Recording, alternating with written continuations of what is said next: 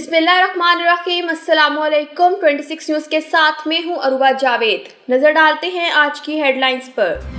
आसिफ अली जरदारी और नवाज शरीफ के खिलाफ तोशाखाना गाड़ियों का रेफरेंस चलेगा या नहीं। इस्लामाबाद की एहतसाब अदालत ने फरीकैन के दलाइल मुकम्मल होने पर फैसला महफूज कर लिया। एहतसाब अदालत इस्लामाबाद में नवाज शरीफ, आसिफ अली जरदारी और यूसुफ रजा गिलानी और दीगर के खिलाफ तोशाखाना गाड़ियों के रेफरेंस की समाअत हुई। नवाज शरीफ के वकील काजी मिसबाह हसन और नवाज शरीफ के प्लीडर राना इरफान अदालत के सामने पेश हुए। एहतसाब अदालत नंबर 3 की जज आबदा साजिद ने कहा कि तमाम फरीकैन इस नुक्ता पर मुत्तफिक है कि ये केस इस अदालत का दायरे इख्तियार नहीं। दौरान समाअत सदर आसिफ अली जरदारी के वकील फारूक एच नाइक ने कहा कि केस किसी और अदालत को भेजा गया तो ये मेरिट को डिस्कस करने के मुतरादिफ होगा। इस अदालत के पास केस चलाने का, स्टे ऑर्डर देने का भी इख्तियार ही नहीं। आसिफ जरदारी के वकील के तौर पर कह रहा हूँ, मेरे खिलाफ आप ऑर्डर नहीं कर सकती। प्रोसिक्यूटर नैब ने कहा कि अदालत सदर आसिफ जरदारी को पहले ही इस्तिस्ना दे चुकी है।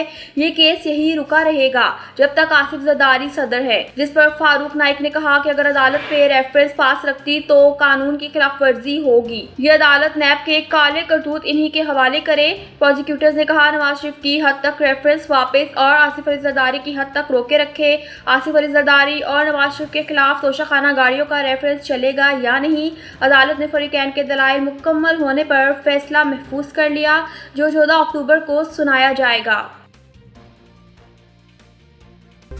वफाकी वज़ीर मनसूबाबंदी एहसन इकबाल ने कहा कि मईशत की मजबूती के लिए पॉलिसियों का तसलसल नागुज़ीर है। कुछ अरसे से डिजिटल दहशतगर्दी ने जोर पकड़ा है। पाकिस्तान ने दहशतगर्दी के खिलाफ जंग में लाखों जानों का नजराना पेश किया। इस्लामाबाद में निजी यूनिवर्सिटी में तकरीब से खिताब करते हुए एहसन इकबाल ने कहा कि दहशतगर्द सोशल मीडिया के जरिए लोगों के जहनों को खराब कर रहे हैं। फेक न्यूज मुआशरे में नफरत फैलाने का सबब बन रही है। उन्होंने कहा कि दहशतगर्दी के खिलाफ नेशनल एक्शन प्लान बनाया, जिस पर अमल करने से दहशतगर्दी में नुमाया कमी हुई।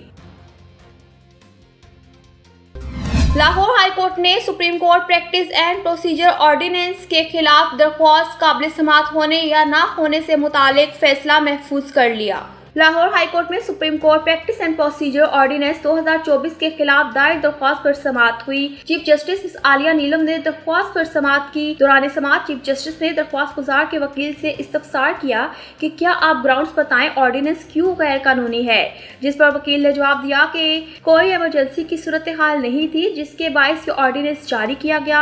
असेंबली में मौजूद थी मगर इसके बावजूद ऑर्डिनेंस लाया गया। ऑर्डिनेंस आने के बाद नई कमेटी तश्कील दी गई। वकील दरख्वास्त गुजार ने मजीद कहा कि पहले भी प्रैक्टिस एंड प्रोसीजर एक्ट लाया गया। पहले तमाम इख्तियारात चीफ जस्टिस के पास होते थे। इस मौके पर वफाकी हुकूमत के वकील ने प्रैक्टिस एंड प्रोसीजर ऑर्डिनेंस के खिलाफ दरख्वास्त पर एतराज उठा दिया। वकील वफाकी हुकूमत ने मौक़िफ़ अपनाया कि ऑर्डिनेंस सुप्रीम कोर्ट और सिंध हाई कोर्ट में चैलेंज हो चुका है। सिंध हाई कोर्ट ने फैसला भी महफूज कर रखा है। वफाकी हुकूमत के वकील ने इस्तदा की कि अदालत की इस दरख्वास्त को मुस्तरद करे। बाद अदालत ने supreme court practice and procedure ordinance के खिलाफ दरख्वास्त के काबिल समाअत होने या ना होने से मुतालिक फैसला महफूज कर लिया। न्यूज़ स्टूडियो से फिलहाल तक के लिए इतना ही। मजीद खबरों और अपडेट्स के लिए देखते रहिए 26 न्यूज़।